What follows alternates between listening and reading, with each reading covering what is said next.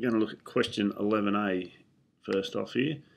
And you can see here this is a 4 marker, and it asks you to identify 2 protective and 2 risk behaviours for injury in young people.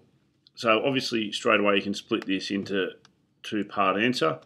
So looking firstly at the protective behaviours, and then you would look at risk behaviours. And the important thing that you note is that you relate your behaviours to injury. Some people related your behaviours to smoking, which would not be classified as relating to injury. That would be classified as relating to sickness and disease, specifically lung cancer and cardiovascular disease. So make sure you read the question closely.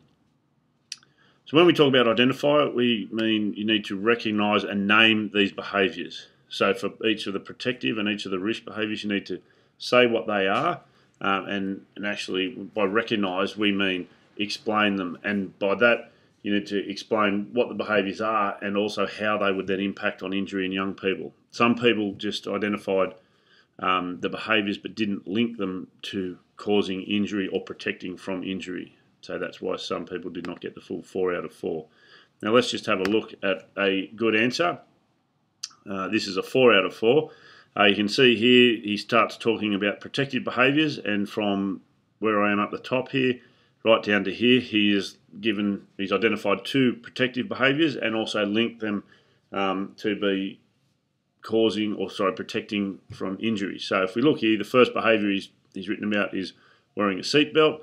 Then he's correctly identified that as a protective behaviour for injury. He's then explained how that's going to impact on reducing injury. So saying if there's an accident, wearing a seatbelt will help to reduce any chance of injury.